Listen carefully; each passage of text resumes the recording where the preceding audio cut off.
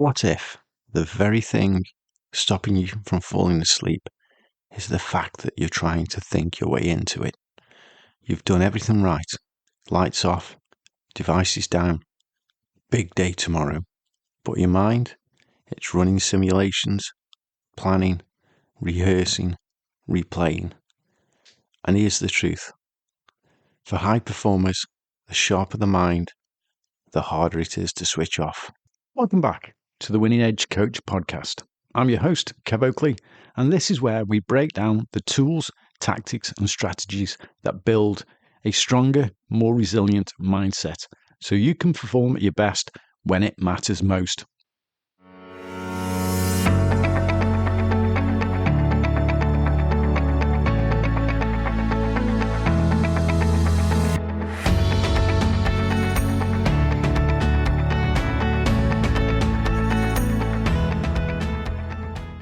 Today, we're diving into a powerful science-backed technique that flips everything you thought you knew about falling asleep on its head.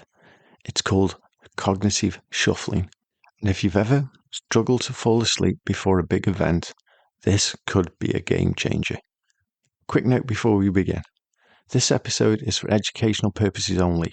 If you are experiencing chronic sleep issues, please consult your medical practitioner or GP. Now, let's get into it. Here's what most high performers get wrong. You think that sleep is about relaxing harder, but the real problem isn't your body, it's your thinking pattern. Before high pressure moments, your brain does three things. It rehearses performance, it simulates outcomes, and it runs what-if scenarios. Sound familiar? Whether you're an athlete preparing for competition, an executive thinking through decisions, a performer running lines or outcomes, your brain stays in high cognitive mode, and that's exactly what delays sleep. Let's unpack things a little. Cognitive shuffling comes from Dr. Luke Bedouin's research on sleep based on something called the somnolent information processing theory. And here's the key idea. Your brain has a built-in sleep switch system, but it only activates when your thinking becomes fragmented, non-logical, low stakes. In contrast, if your thoughts are structured, emotional, goal-directed, your brain stays alert. Now here's the breakthrough insight. Your brain doesn't fall asleep because you relax. It falls asleep because your thinking starts to resemble dreaming. In-between state called hypnagogia is full of disconnected images. Cognitive shuffling creates that pattern on purpose. Let me be clear. You don't need to silence your mind. You need to change the type of thinking your mind is doing. High performers struggle with meditation or emptying the mind because the brain is trained to engage, analyze, and perform. Cognitive shuffling works because it gives your brain something to do, but nothing important to solve. It's controlled distraction at just the right level. Let's break this down into a practical system you can use tonight. Step 1. Remove the must-sleep pressure.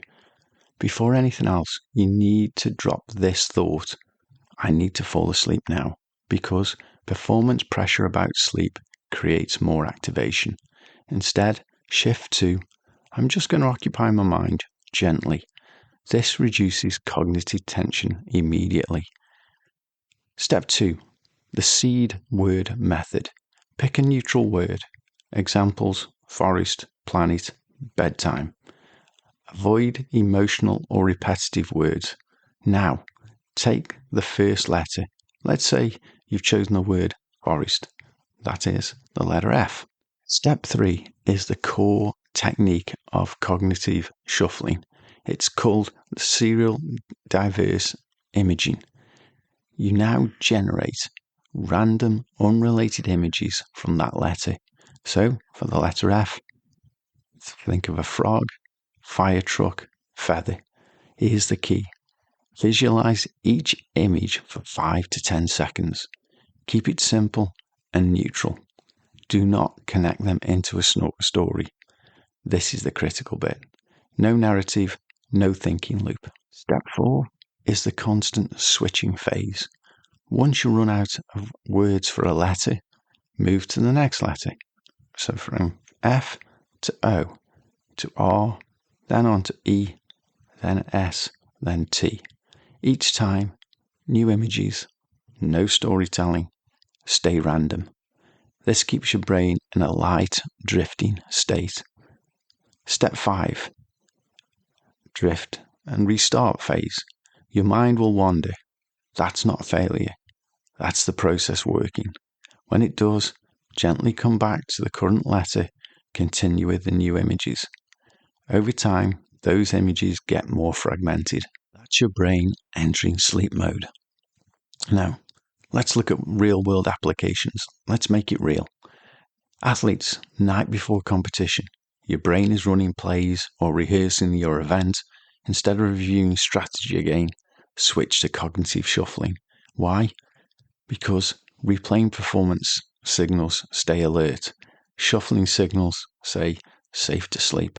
Performers and actors, your mind builds stories. That's your strength. But before sleep, it becomes a problem. Cognitive shuffling breaks narrative thinking. It stops you living the performance before bed. Executives and leaders, you're planning, forecasting, making decisions. Cognitive shuffling interrupts strategic loops, outcome stress, decision fatigue. It helps your brain stop simulating the future. Let's turn this into a performance night routine.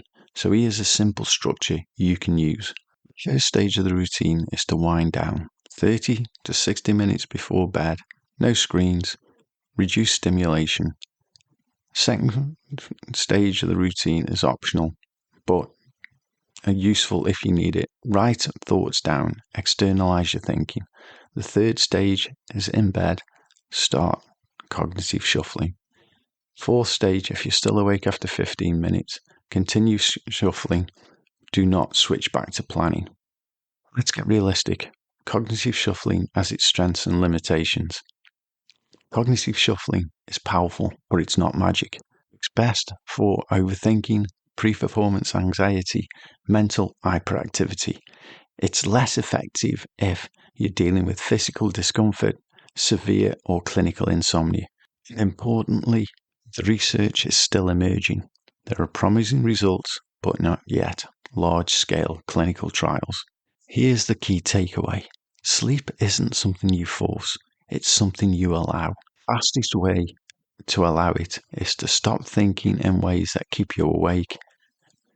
Cognitive shuffling works because it doesn't fight your mind. It redirects it. It gives your brain something so meaningless to do that it finally lets go. That's it for today's episode. But if you found this episode valuable, think of somebody you know who struggles to switch off before big events and share this episode with them. And if you're serious about sharpening your mental edge and performing under pressure, make sure you subscribe on whichever platform you get your podcast from, whether that's Spotify, Apple Podcasts, or whatever. I have one more thing to ask. If you're finding the podcast helpful, please leave us a review, because that gets us recognized by the podcast platforms, which means we're more likely to be seen by other listeners and we can get the information out to more people. That's it for this episode. Thanks for listening and thank you for your time. I look forward to catching up with you again in the next episode.